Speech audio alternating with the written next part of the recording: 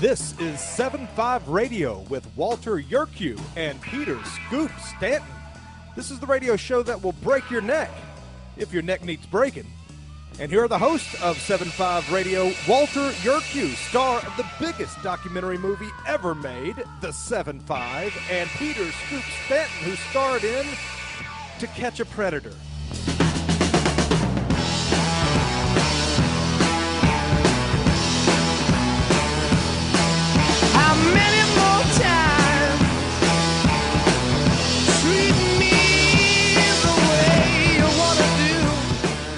Good morning, good afternoon, good evening, one and all. This is Peter Scoop Stanton with Walter Yerkew, who's just leaving Buc-ee's, and Mike Reichbrand, who is doing whatever he's doing in Long Island.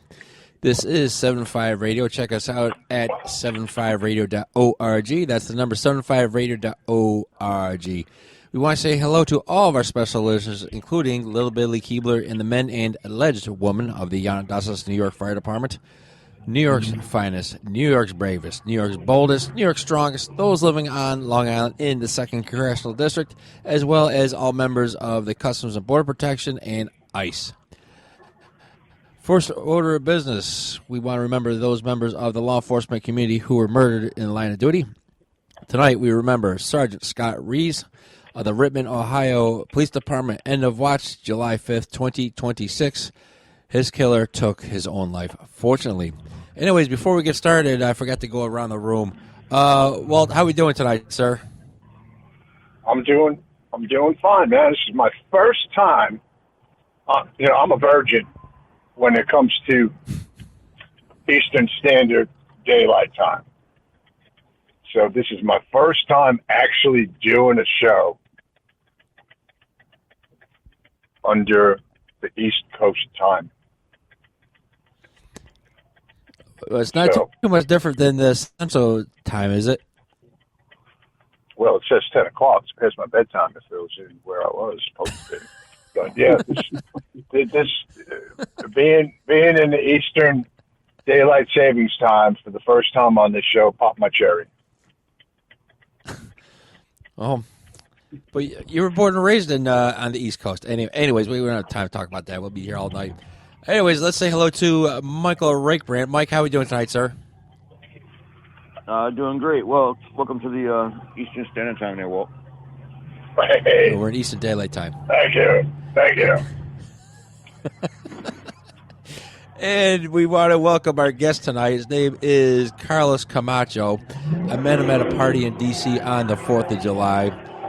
He's a real stand-up guy, funny as hell. We've been texting all night. I spent more time texting with him than doing show prep, as usual. Carlos is the New Jersey ambassador for Veterans for America First. He is the New Jersey ambassador for Latinos for America First and the co-founder and chief communications officer of the SS United States Preservation Foundation. And also, Carlos is a virgin here on 7.5 Radio. Carlos, how are we doing tonight, sir? I'm doing well. I'm glad to hear everybody else is doing well, and we'll hope you're having a good time driving back there.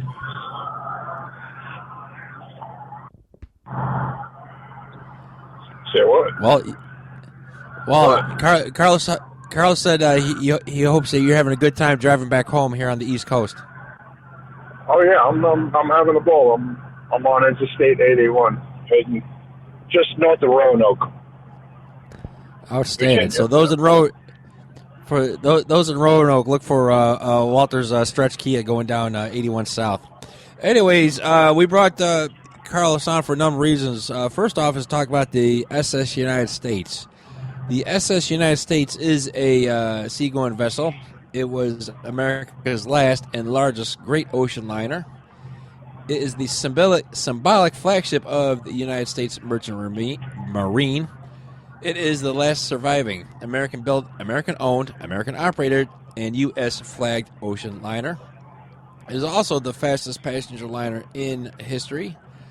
And it is the first American passenger liner in 100 years to capture the blue riband, taking the record from the RMS Queen Mary during her 1952 maiden transatlantic crossing. And it is listed on the National Register of Historic Places which was accepted before the vessel reached 50 years of age. Anyways, Carlos, thanks for joining us here tonight on 7.5 Radio. Now, what is so special, besides what I read off, what is going on with the SS United States?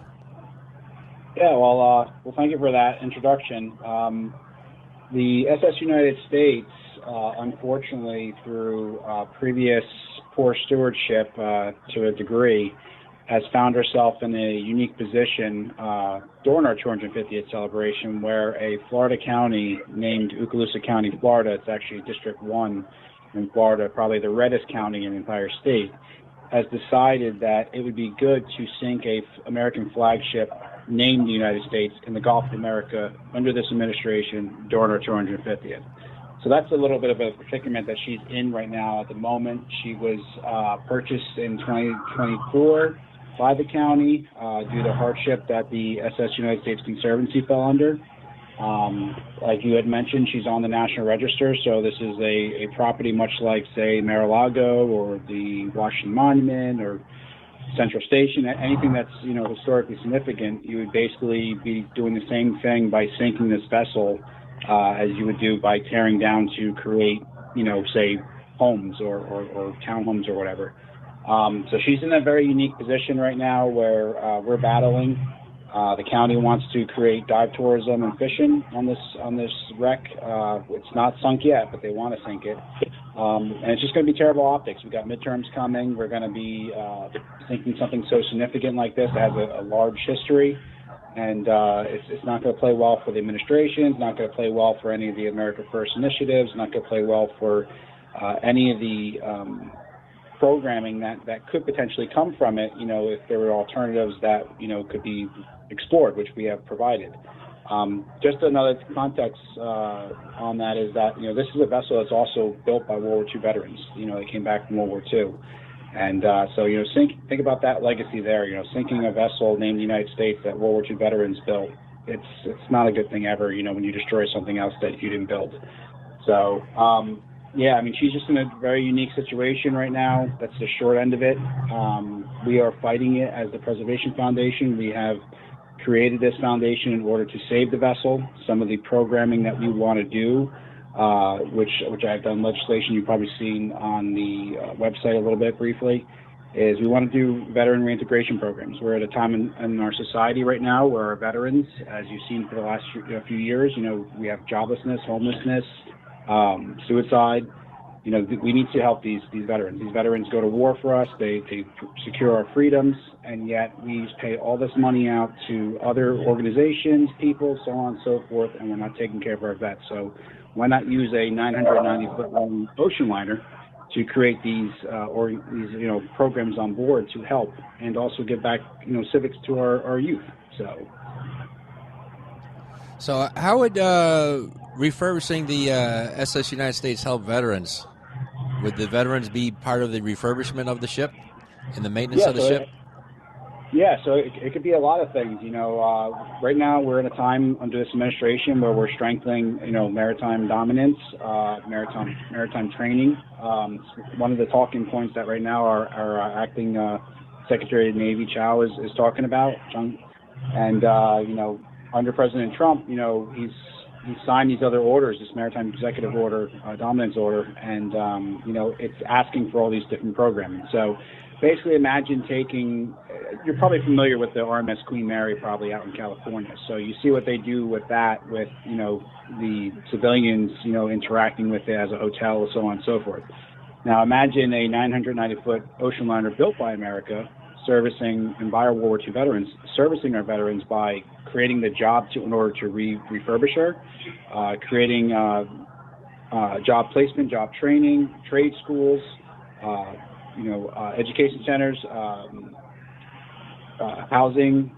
You go down the list. I mean, this is a very big square footage vessel that doesn't need to be sunk for selfies under the water, so to speak.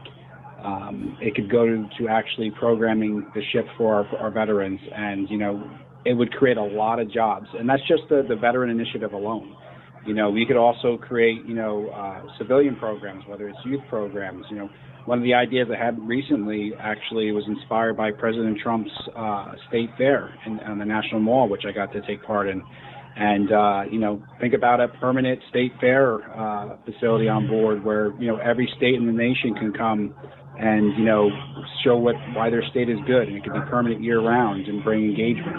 I mean, the list goes on and on, between a museum, so on and so forth. I mean, there's so many things you can do with this vessel than sink it and cause a big, big issue for the media to come out and basically attack, America. I think we're seeing enough of that in the news right now and other aspects, whether it's New York and other places. And, we need to avoid it. All right. Carlos, hold that thought. We'll be right back. We'll talk more about the SS America and what's going on in the U.S. Stay tuned, everybody. Bypass the mainstream narrative with Liberty News Radio at libertynewsradio.com. Engage with charismatic hosts live or on demand. We cover the crucial news focused on God, family, and country. News that other networks simply refuse to use. Think of LNR's hard-hitting news and podcasts at your fingertips, anytime, anywhere. Join us at libertynewsradio.com. Empower your day with the truth, because the truth will set you free. libertynewsradio.com. The Foundation for Moral Law is a nonprofit legal foundation committed to protecting our unalienable right to publicly acknowledge God. The Foundation for Moral Law exists to restore the knowledge of God in law and government and to acknowledge and defend the truth that man is endowed with rights not by our fellow man, but by God. The Foundation maintains a twofold focus. First, litigation within state and federal courts. Second, education. Conducting seminars to teach the necessity and importance of acknowledging God in law and government. How can you help? Please make a tax-deductible contribution, allowing Foundation attorneys to continue the fight. You may also purchase various Foundation products as well at morallaw.org. Located in Montgomery, Alabama, the Foundation for Moral Law is a nonprofit, tax-exempt 501c3 founded by Judge Roy Moore. Please partner with us to achieve this important mission. morallaw.org. Are you ready to stand up for your community and support your local sheriff?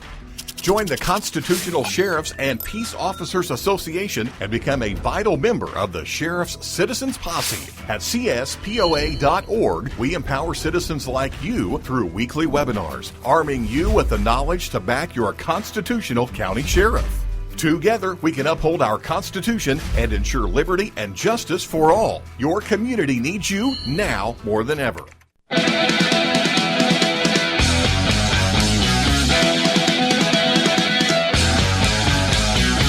You're back, and Scoop is just getting done staring at Danila's Instagram account. Here's more 7.5 Radio.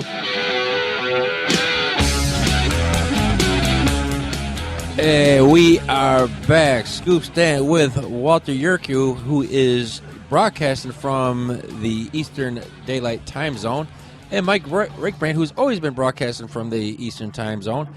We have our guest, Carlos Camacho, talking about the U.S. United States. He's trying to preserve the SS United States and not to have it become a artificial reef. Anyways, let me pass it around real quick. You have any questions for our guest? Oh, sure. What kind of condition is this vessel in? Yeah, so she's actually in great condition structural-wise. When she was in Philadelphia, her keel's strong, her steel's 94% intact. Since the early 90s, when she did the undertaking over in overseas, her interiors were cut out as far as all the paneling and stuff like that. So she's basically essentially an open canvas ready for repurposing. But the outside of the vessel and the steel and as Trump likes to call it, the foundation, the walls, everything's there. So repurposing her would be perfect. Little surface rust, nothing that shipbuilding can't restore. Great examples of that are the Constitution and other different vessels and stuff in our history that have been repurposed. So condition-wise, she's ready to go. Other than the fact that they've cut into her a little bit here and there, took her funnels off. But those are all things that would have to be done anyway during the repurposing event. It's floating. It's floating, yeah. It's actually floating in Mobile right now. It left Philadelphia it arrived in March of last year in Mobile, Alabama, and then ultimately the sink site, if they're successful, will happen off the Gulf waters. We are actually actively engaged at the moment in what they call a Section 106 review process with the Army Corps of Engineers, and we're actively battling it right now. And so far, we've been able to delay and keep the options open. So the communications we've been having with I'm sorry, go ahead. What's going to be the cost of this remodel? Well, you're looking at, for what we're proposing, probably about $300 million. That's actually relatively low compared to estimates that they have discussed prior. A lot of people are shooting numbers up to $1 billion. $1 billion is not reasonable. $1 billion is for putting her back to sea. She's not going to go back to sea. She'll be more of a static interest. And when you look at, money-wise, if she goes under government ownership, which is what we're proposing for the people, and especially because on her register, she gets all kinds of grants and everything too, which cuts into that cost. So, is it taxpayer money? No, it wouldn't be taxpayer money. It would come out of the grants and loans and stuff through the federal government. One of the big, so to understand it a little bit too, and this is important, is that back in 72 and 76, there were two congressional laws, Public Law 92-296 and Public Law 94-536. Those were passed by Congress, and they were specific to this vessel, the SS United States, as well as the Independence at the time. This gives the authority through the Secretary of Commerce to be able to buy the ship back for the exact purposes that we are intending it to. So in that being said, if that happens, it's nothing that comes out of the pockets of taxpayers. It actually comes out of the pockets of the federal government through grants and other different initiatives that would be it's taxpayer dollars. That's taxpayer dollars. If it's a grant coming from the government, that's taxpayer dollars. Under the MPS and stuff, under the National Park Services and whatnot. Of course, if there was no taxpayers, it wouldn't be able to get $300 million to fix this vessel. Sure. And how did you estimate at $300 million? That's a set and done plan as far as like the bare minimum what we're trying to work with. It could actually be even less than that because I've actually been engaging with shipbuilders and stuff who actually want to take on this responsibility for the 250th. So we're working right now in conversation with members of the White House and other members of the cabinet and whatnot. So it's not a done deal yet. And the taxpayers are paying for all these public officials to have their input on the project. So it's not free money. It's dollars coming out of pockets of Americans. I think Americans are tired of the money coming out of their pockets. But you're going to have a lot of people on board and convince a lot of people that this is going to be worth it. Because, as we know, when the government's involved, $300 million turns into $400 million, and $400 million turns into another $50 million, and and a lot of projects that cost substantial amount of money never get finished, and the money's spent. I mean, I'm going to use a bad example about Gavin Newsom's rail train out there in California. They spent all that money and there's nothing there. So I'm just thinking about better use for $300 million if it's coming from the government. We still have vets. This is for the veterans. We still have homeless veterans. We still have sick veterans.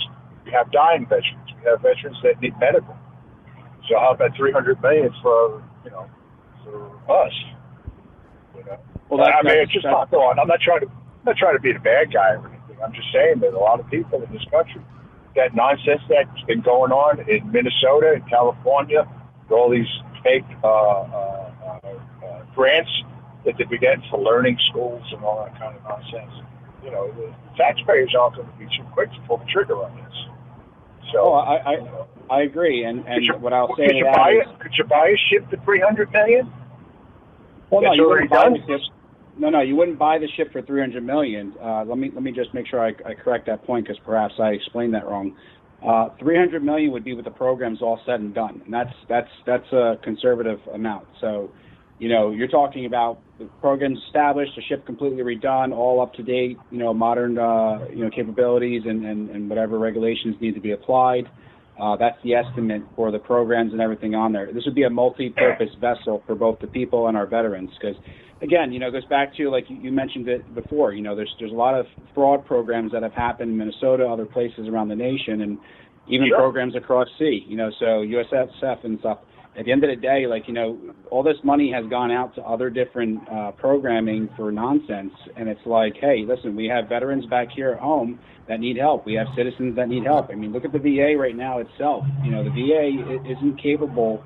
I hear this stuff all the time with veterans coming to me about it. The VA isn't 100% capable with what they're doing right now. They're behind on a lot of stuff. Veterans aren't getting the services they need. So essentially think about this as a lifeboat, so to speak, to give extended programming and stuff too, which you could find the programming that we're proposing on our website, and it explains what the programs are. Again, this is nothing to us.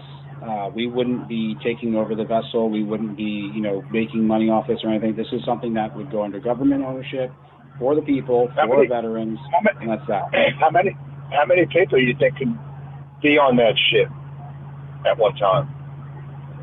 There could be a lot. I mean, I'll give you an example. This vessel is 990 feet long, 101 feet wide by 110 feet tall by keel to top deck. This vessel at the time in 1952 could carry 14,000 troops 10,000 miles without refueling or reprovisioning. So when you think about that many troops, good. How about this? How about we hire 14,000 illegals to fix it, and then send it out into the ocean and sink it? Well, I think you'd still be there with the optics of it. So, I mean, that probably wouldn't work. We're trying to get rid of the illegals, so let's put them to work, let them build it, and then drop them off, in South America, the tip of South America.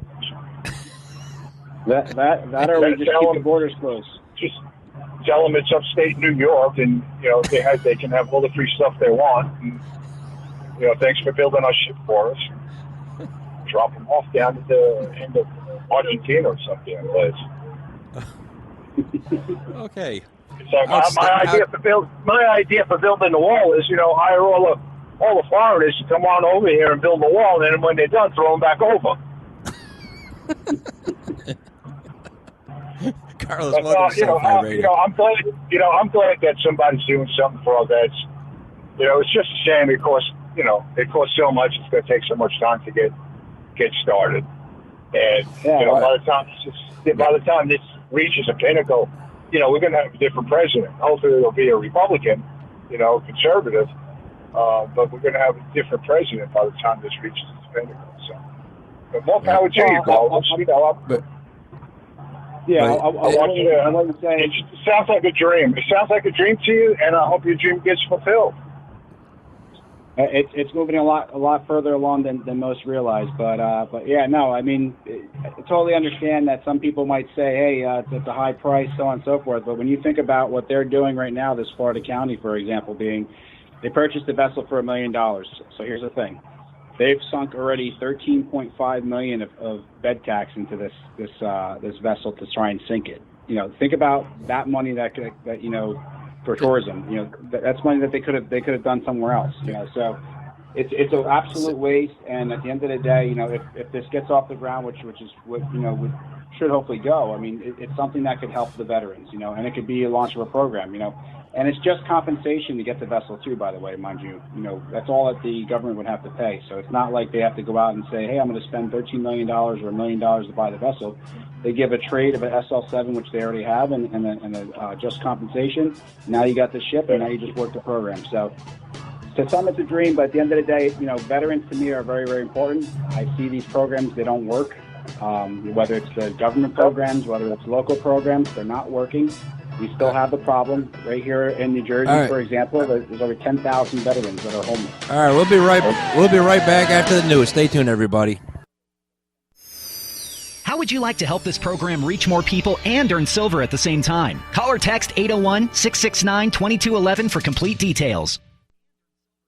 News this hour from Town Hall. I'm Mary Rose. Iran says it again considers the Strait of Hormuz closed after a vessel using an unauthorized route was struck by a warning shot in the critical waterway, potentially further menacing the already tenuous ceasefire agreement with the U.S.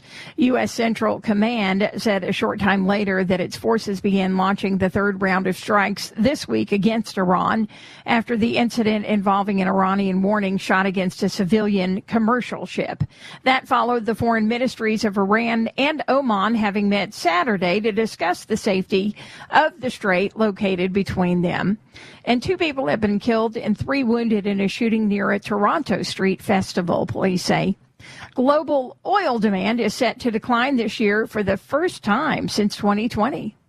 The International Energy Agency expects a drop of about 1 million barrels per day in 2026. This decline is due to higher oil prices and supply disruptions caused by the U.S.-Iran conflict. In May, global demand fell to 97.9 million barrels per day. China reduced its oil purchases, cutting consumption by almost 6 million barrels per day. Meanwhile, U.S. gasoline use increased despite high prices. A fragile ceasefire allowed some oil to exit the Strait of Hormuz, stabilizing prices. John Scott reporting. A federal appeals court has struck down a Texas law that granted in-state college tuition rates to illegal aliens. Graham Plattner has submitted his paperwork to formally withdraw from Maine's U.S. Senate race, officially ending an upstart yet troubled campaign whose dissolution threatens Democrats' pursuit of chamber control. The Maine Democratic Party says it will hold a nominating convention on July 25th. More on these stories at townhall.com. Our founders believed that freedom wasn't just a word, it was a way of life. Larry Elder here. The freedom to move forward, the freedom to pursue what matters most, the freedom to live fully. But pain has a way of taking those freedoms away. That's why Relief Factor exists. I've been taking Relief Factor for a number of years, and I do not miss a day without taking it. Relief Factor is a 100% drug-free, research-based supplement designed to help support a healthy inflammatory response, addressing pain at its source, not just covering it up. Over 1 million Americans have tried Relief Factor, and about 2/3 go on to order more. So this year, as we celebrate 250 years of freedom, ask yourself a simple question. Are you living with the freedom you deserve? Relief Factor gives you the opportunity to live pain-free and get back to the life you love. To commemorate our country's birth, we're offering a special patriotic price, just $17.76. So you can celebrate your freedom from pain. Your $17.76 3-week quick start is ready for you. Visit ReliefFactor.com. That's ReliefFactor.com, or call 800-4-RELIEF, 800-4-RELIEF. Cybercrime is exploding. Take Sarah from Sweet Delights, whose world crumbled after having to close with not being able to bounce back. Small businesses are prime targets, but the right strategies can keep yours safe. Jay Hill, CEO of Network Providers, has co-authored The Cyber Playbook Simplifies Cybersecurity for Business Owners with Strategies to avoid costly breaches and fines. Build a strong cyber attack response. Secure your business with key protections. Cyber threats aren't slowing down, but you can stay ahead. Protect your business. Ensure its security for tomorrow. Get the Cyber Playbook today at networkprovidersinc.com/cyber-playbook or call 385-446-5500 now.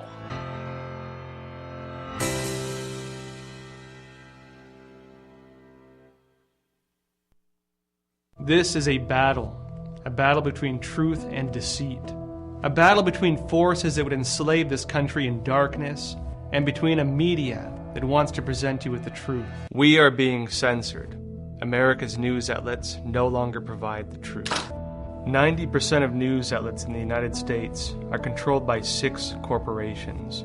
The mission of the Epoch Times is to chase the truth, to ground all statements in fact. The theepictimes.com. Looking for an IT partner that truly understands your needs? Managed IT Services is the answer. We meet with you regularly to discuss your goals and form a tailored technology plan. Our customers have called us a trusted advisor who delivers. When it comes to IT, we do it all. Firewalls, cloud storage, server migration, and more. Say goodbye to long-term contracts and hello to a team that earns your business month after month. Call 801-706-6980 now and let Managed IT Services transform your IT experience.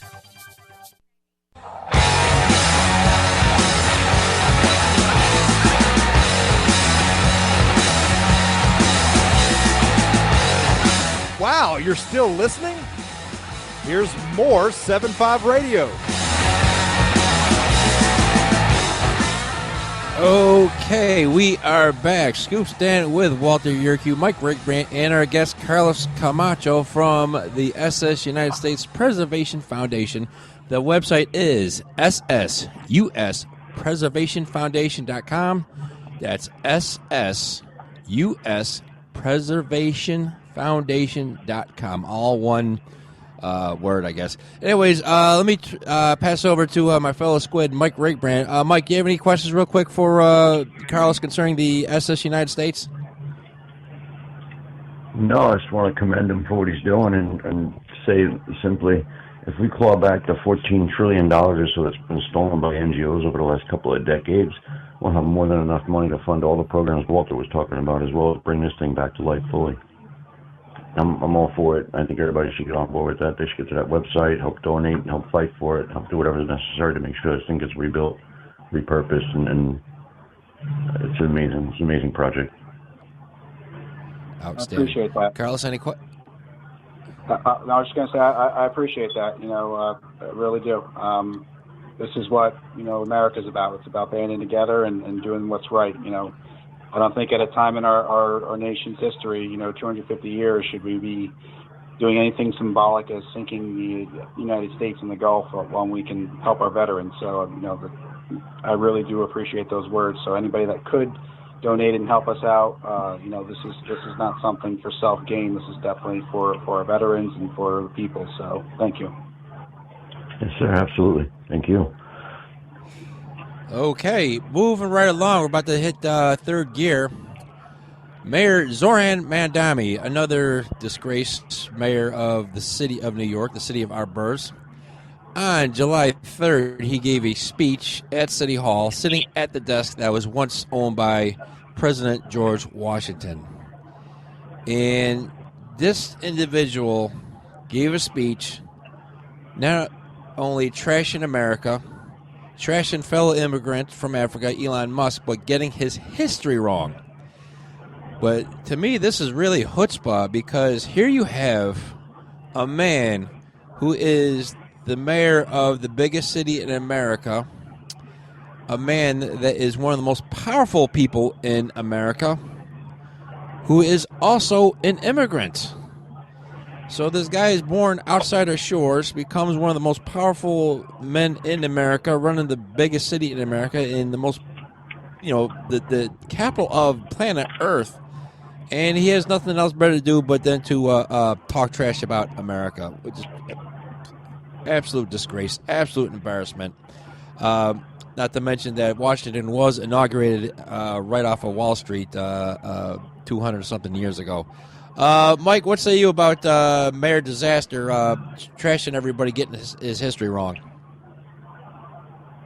Getting the history wrong. I mean, they do that on purpose, right? They try and twist and pervert everything to fit whatever narrative they're trying to push. And this guy's a clown. He's been a clown since day one. He was always a clown. He's never done anything significant with his life. And he got elected by a bunch of other clowns that have no clue what the hell reality is. So, not surprised at all. Sad to see that he disgraced such a honorable person in an honorable person's desk, but again, not surprised. Right. I'm surprised he didn't carve his initials or carve in Viva la Revolution or something like that. Carlos, you're up there in New Jersey. Your thoughts on Mayor Mamdani just getting everything wrong and just being an embarrassment to the city of New York? Yeah, I mean, I couldn't agree more. I mean, I give you an example being, as that speech was happening, I was down in D.C., obviously, as you know, and I was, an American citizen, taking in the rich history of 250 years and what General George Washington did for our country. I went to Mount Vernon. I got to see his home. I got to see the rich history. And I can tell you, there was thousands of people there celebrating. That's how you honor the man. That's how you honor the nation. That's how you honor 250 years. But what this gentleman did, I can't even call him a gentleman, but what this man did in New York as governor at that desk, and as you said, to get history wrong. He went on about New York. New York is the turning point of the war. New York, Long Island was one of the biggest losses of the Revolutionary War, and it was the brilliance of and the courage of General George Washington to press forward deeper into enemy territory into New Jersey, and it was Trenton that turned the tides of the war. So, these people don't even turn around and read the history. They don't study, and yet they like to try and inform us about our history. And that's just that's one of the many talking points that I took from what that guy rambled on about for 18 minutes, whatever how long it was. But it's such a sad state to see what's happening in New York. This is what danger is of allowing open borders, of allowing birthright citizenship, and so on and so forth, and allowing money to go to woke programs, so on and so forth. It's terrible. It's very terrible. And I was very appalled and disgusted to know that this man stood up there on our 250th, and this is what they elected to do. And he wasn't the only one who did it. It was several Democrats and people of situations that they just literally, excuse my French, but shit on our country. And it's just sad. I'm just I cannot believe that this is the state of our nation today, that, people can't respect that you come to a nation, you're giving the opportunity to excel and do things that you don't do back home in your own country, and you choose to do this. So to me, it's despicable, and it really, really rattled my feathers. Right. Now, I'm going to turn it over to Walter, who's just coming back from New York, headed back to Tennessee. And he went to his hometown, and boy, does he have opinion of what's going on. Well, what say you about what Mayor Mamdani's saying and what's going on in your hometown? Well, Mamdani is a hypocrite, number one. Okay, we all know he's a hypocrite. I know Muslims, and they follow the Quran. They don't drink, they don't smoke, they don't eat pork, they don't eat.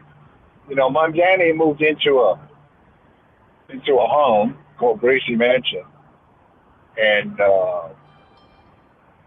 his previous mayor loved barbecue, loved pulled pork, and where was it made? It was made in the kitchen. All right. Now the Muslims that I know would not step foot in the kitchen that cooked swine. Okay, number one. So he's full of crap there. Number two, going through my old neighborhood. Okay, now mind you, I haven't lived there in close to 40 years. I went there, I don't know, 2009 or 10. I drove through, and the neighborhood that was all white when I grew up was now all African American, which is fine. The houses were in good shape. They were expensive, and now I went through there yesterday, and I felt like I was in downtown Beirut. Okay, there was the Middle Easterners walking up and down the streets. The front of every house had a newer vehicle in front of it. Everybody drives these mid-size, what do you call them, SUVs now. Packed, chock full of things. Right. And there was tens of people just wandering around, walking up and down the sidewalks, crossing the street. Now, this is 12:30 in the afternoon on a Friday. I know there's not that many 7-Elevens on Long Island to even fill up that neighborhood for people to work. So they're getting their money, which goes back to what I was talking with Carlos a little bit ago. They're getting their money, and they've already considered themselves taking over our country. There isn't a place to park on those streets. They don't want, and that just shows me they don't want anybody else but their own there.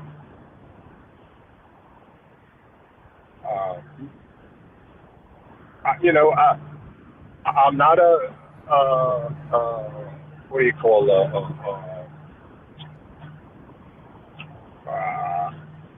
I don't think I'm at a loss for words. I'm not one of these guys that say this is going to happen because it is, this is going to happen because of that. I had no idea, and shame on me. Shame on me. I had no idea that these neighborhoods were so infested with these people. Infested is the word. Infested. Right. Well, hold that thought, because when we come... Hold that thought, because when we get back, Carlos is going to give us some insight about why this is happening, amongst other things. Anyway, stay tuned, everybody. This is 7.5 Radio on the Liberty News Radio Network. Have you ever had great honey? No, I mean really good, all-natural, raw honey? Well, now you can, thanks to localhoneyman.com. We can ship out our locally made honey all across the U.S. So don't worry, you won't miss out. Plus, Local Honeyman has so many different flavors, like Utah Wildflower, High Desert Delight, Happy Valley, and Blackberry, just to name a few. So purchase your delicious raw honey today at localhoneyman.com. Abby Johnson was once director of a Planned Parenthood clinic in Bryan, Texas. After a moral crisis, she quit, and now she campaigns against what she once endorsed. They implement abortion quotas in all of their clinics. What do you mean quotas? You have to perform a certain number of abortions every month. One of the reasons that I left... Are they explicit about that? Yes. It's in your budget, right there on the line item. One of the reasons I left Planned Parenthood was because in a budget meeting I was told to double that abortion quota. And for me, as someone who had spoken to the media and had said, you know, we're about reducing the number of abortions, we're about, you know, prevention, all of these other services, I was shocked to So hear since this. you actually worked at a Planned Parenthood, give us some sense of the relative number of abortions. Okay, abortions, Planned Parenthood provides over 330,000 abortions a year. They are the largest single abortion provider in our country.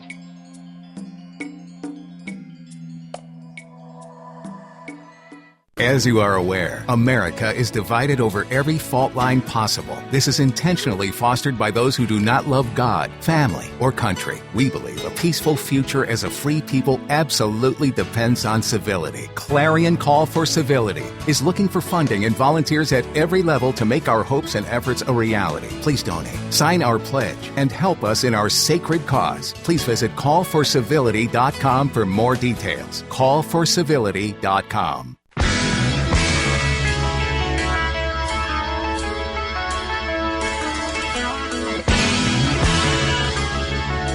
This is 7.5 Radio with Walter Yuku. Walter Yurkow. Walter Kiwi. Here's Walton Scoop. Hey, we are back. Scoop Stanton with Walter Yurku, Mike Regbrand, and our guest, Carlos Camacho. During those very important breaks, Walter and Carlos were talking about what's going on.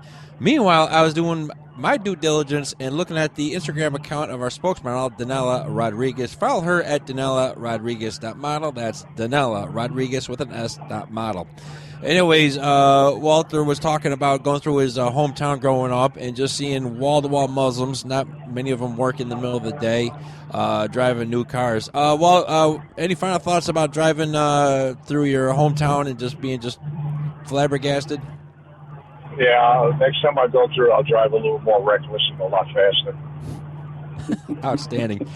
Anyways, one of the reasons why all these people are moving in is probably by design. Carlos, tell Walt, Mike, and our 6 listeners what you sent me earlier this evening. Yeah, basically it was a video that has been circulating through Fox, ABC, a few other areas. I think even Trump may have tweeted it, if I'm not mistaken. But basically, it's about birthright citizenship, and it's been a big problem in our nation. This is something that was happening back in 2024. My media director, Claudia, Latinos for America First, actually had first reported on it back then in 2024. She was coming across the Mexican border, coming back home, and she had saw a sign for these basically these like birthing centers.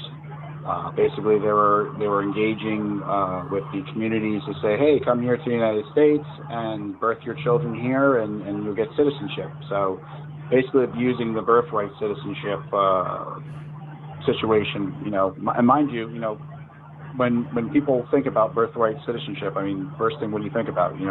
This is something that was put into place, post-Civil War, for natural citizens, but ones that were under slavery.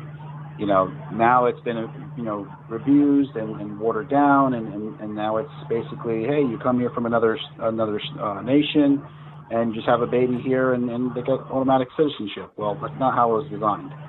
So, but that's what's been going on. And recently they had discovered, I think the latest account was that coming from Africa, there were birthright citizenship homes and stuff set up where there was just, bassinets, lined up, and it was just, they were having these mass birthing rooms and houses and stuff to create citizens. So, I mean, this is something that happens all across the board. When you think about, how many people came across the border, for example, under the previous administration, millions. I mean, imagine how many people went to these birthing, homes and stuff. So for birthright citizenship. So it's a big problem, and it obviously contributes to, as what Walter was talking about before, with everybody setting up in New York and so on and so forth. It happens here in New Jersey as well, and other places. And it's I would imagine a big problem in why we are getting so overpopulated with those who are not here for the right reasons. So. Right, and Carlos, what really made my jaw drop was that the prices that they were offering. It's like $33, $34 for natural birth and like $55 for a C-section. Now, we all have kids, and I'm sure we all have insurance, and we got them hospitals thousands of dollars. How are these places able to afford to do this procedure for tens of dollars? I mean, are they doctors? Or are they just like people off the street? An orderly given a birth, or what? Yeah, I mean, when I look at it, I mean, I look at it like, I guess the best way to explain it, really, for me, how I look at it is, I wouldn't say so much as how can they afford it. I look at, I mean, if you're referring to the what I call businesses that are operating this, I think it's more of a necessity to pass their ultimate goal and what they're trying to accomplish. For those coming in, that are trying to gain this birthright citizenship for their children, so on and so forth, I would imagine it's probably somewhere along the lines of what happens with crossing the border, when you're paying the cartel or whoever, so it's, I guess there's more to gain for those that are doing something wrong versus what the actual cost is. Because, I mean, I look at the expenses that have been put out by previous administration and so on and so forth. I mean, think about how much money has been put out and how they've housed people, so on and so forth. So I'm sure there's some sort of way that they're funding this where people are coming. So I wouldn't bank it on just, hey, it's $30-something here, $51 here. But I do think it's ridiculous that you look at the cost of what we have to go through as citizens, and then what they're trying to do to bring people in that, are going to be putting, citizenship forward. So. Right. But let me pass this over to Mike Rigbrand, who he's a resident guru about different things. Mike, are NGOs funding these birthing centers on the Texas border? Yeah, multiple ones. Catholic Charities is probably one of the main ones you'd find in that space, but there's many others. They're all tied to the same dirty networks. It's all tied to money laundering and to replacement, population replacement, and to make it easier, obviously, for control. I know it, and we talked about what's his name, Singham last week, saying he's laundering money through Goldman Sachs to all these companies, and then former mobster Michael Francis, he just released something on George Soros. I'm going to post tomorrow, so it's all connected. So Walter goes home to New York, the town he grew up in. It's all Muslims from the third world taking over. None of them have jobs, but they all got new cars. And now, Carlos, you sent me the video about what's going on the southern border with these birthing centers for, basically get free health care and set your kid up for Social Security. Meanwhile, the same group that supports us also supports abortion. Planned Parenthood gets hundreds of millions of dollars a year. I mean, which is it? They want people to have kids, or people don't have kids, or they want certain people to have kids and certain people not to have kids. I'll just throw out. Anybody got any opinions on that? The same group of people that support Planned Parenthood wants these people, these foreigners, these third world people coming in and drop kids on our shores? I mean, there's a lot of reasons for it, right? But the biggest thing is that if you can bring somebody in from somewhere else, give them everything they want, you can control them that much more easily, It's slavery through their own wants. So, but if you have people being born here that understand their rights a little better, or maybe are not so inclined to subscribe to their point of view, well, that's no good. And you remember abortion and Planned Parenthood was Margaret Sanger, who was, a eugenicist and a racist. She wanted to get rid of black babies back in the day. That's where it all started, but nobody talks about that. Yeah, I mean, right. I'd say real quick on that too is that it's all about, like I said before, precedent. When you set a dangerous precedent, there's been such dangerous precedents about coming to America and doing this and doing that and freeloading and et cetera, et cetera. I mean, I'll give you a little bit of a story you guys could look into. It happened a couple of years back here in New Jersey, for example. I don't know if you ever heard of the town called Lakewood. Lakewood, New Jersey is a predominantly populated Hasidic Jew, area. And I'm probably going to get flack for this, and by all means, I'm not racist, but don't worry about it. There was a large ring here in New Jersey, and you'll find this in the news, a large ring here in New Jersey of Hasidic Jewish population. And they basically embezzled $70 million through all these programs and through saying that they had all these children. They were birthing kids. One of my ex-girlfriends at the time, her brother was dating a nurse that would visit the houses and stuff. They had the kid locked upstairs and everything else. It's crazy stuff. But long story short, they embezzled like $70 million, and they got caught. And what they found out was they were using this money through all these taxpayer-funded programs and stuff that were supposed to be for all these other things and stuff. And they were basically buying like Bentleys and $500,000 homes and going on expensive fancy vacations, but they weren't doing the services and stuff that they were supposed to do for their kids and so on and so forth, and all different things that needed to happen. But long story short, they got caught, they went to the judge, and they cried amnesty, and at the end of the day, they ended up only having to pay back half the amount over a 50-year span, and they got to keep all the properties and everything else. You look at you or me or anybody else, we would have been locked up and thrown away. So, I mean, like, precedent is a very big factor in this, and when you allow such behavior to happen over time, whether it's a Jewish population, whether it's a Iranian population, this, that, Muslim, whatever, it doesn't matter who it is. When you don't stop what's going on and you just allow it to keep happening, it just keeps evolving, and it goes into different things. So that was just a little side story that, kind of relates in a way. Outstanding. And once again, we're out of time, and unfortunately we couldn't give it to Walter. But anyways, for Walter Yerkew, Mike Gregbrandt, and Carlos Camacho, this is Peter Scoop Stanton reminding you, you can make a difference. Go out and make it. See you next week, everybody.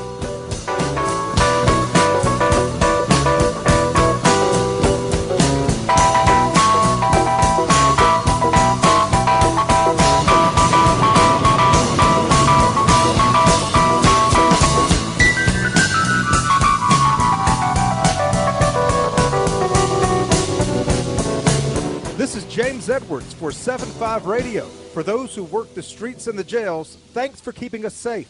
So long, everybody.